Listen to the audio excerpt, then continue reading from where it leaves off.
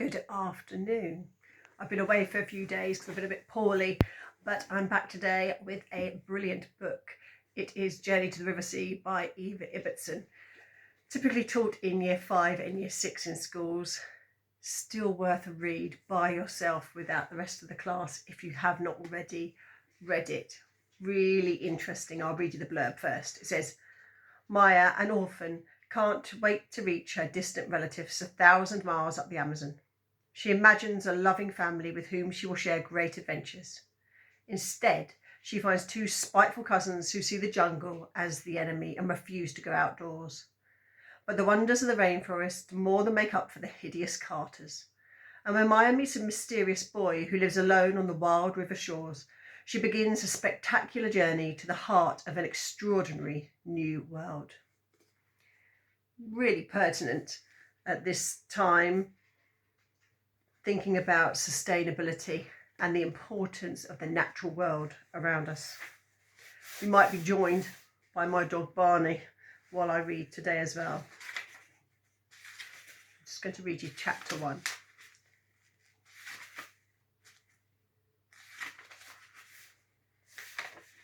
It was a good school, one of the best in London.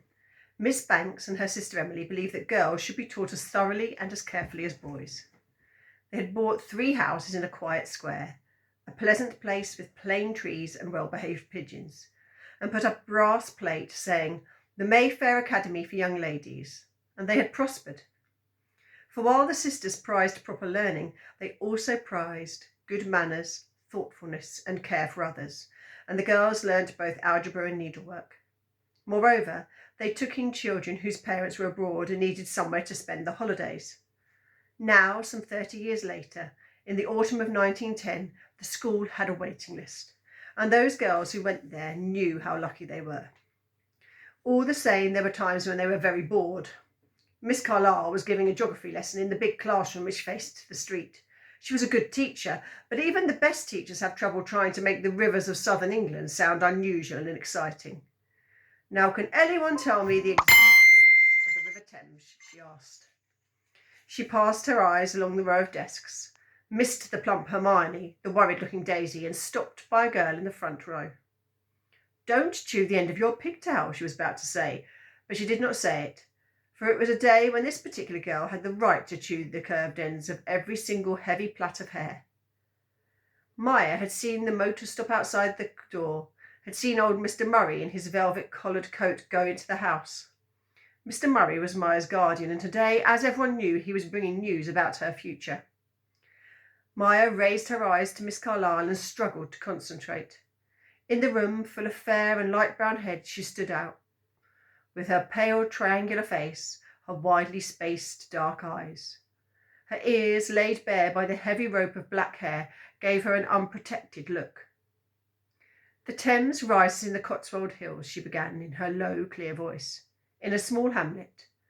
Only what small hamlet? She had no idea. The door opened. 20 heads turned. "Would Maya Fielding come to Miss Banks' room, please?" said the maid. Maya rose to her feet. Fear is the cause of all evil, she told herself, but she was afraid. Afraid of the future, afraid of the unknown, afraid in the way of someone who is alone in the world. Miss Banks was sitting behind her desk. Her sister, Miss Emily, stood beside her. Mr. Murray was in a leather chair by a table, rustling papers. Mr. Murray was Maya's guardian, but he was also a lawyer and never forgot it. Things had to be done carefully and slowly and written down. Maya looked round at the assembled faces. They looked cheerful, but that could mean anything, and she bent down to pat Miss Banks's spaniel, finding comfort in the feeling of its round, warm head. "Well, Maya, we have good news," said Miss Banks. A frightening woman to many, now in her 60s with an amazing bust which would have done splendidly in the prow of a sailing ship, she smiled at the girl standing in front of her.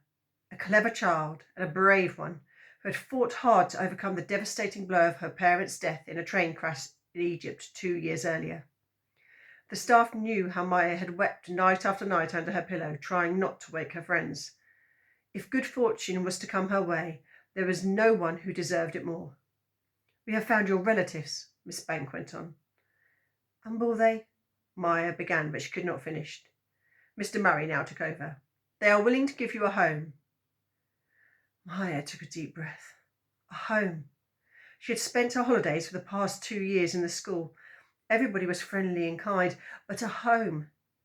Not only that, said Miss Emily, but it turns out the Carters have twin daughters of your age. She smiled broadly and nodded as though she felt she had arranged the birth of the twins for Maya's benefit. Mr. Murray patted a large folder on his knee. As you know, we've been searching for a long time for anyone related to your late father. We knew that there was a second cousin, a Mr. Clifford Carter, but all efforts to trace him failed until 2 years ago, when we heard that he had emigrated 6 years earlier. He had left England with his family. So where is he now? Maya answered. There was silence. It was as though the good news had now run out, and Mr. Murray looked solemn and cleared his throat. The Carters are living on the Amazon. In South America, in Brazil, put in Miss Banks. Maya lifted her head. On the Amazon, she said. In the jungle, do you mean? Not exactly. Mr. Carter is a rubber planter. He has a house on the river, not far from the city of Manassas. It is a beautifully, perfectly civilized place. I have, of course, arranged for the consul out there to visit it. We know the family, and they are very respectable. There was a pause. I thought you'd wish me to make a regular payment to the Carters for your keep and your schooling. As you know, your father left you well provided for. Yes, of course, I would like that. I would like to pay my share. But Maya was not thinking of her money. She was thinking of the Amazon, of rivers full of leeches, of dark forests with hostile Indians with blowpipes, and nameless insects which burrowed into the flesh. I wonder what is going to happen to Maya. Have a read and find out.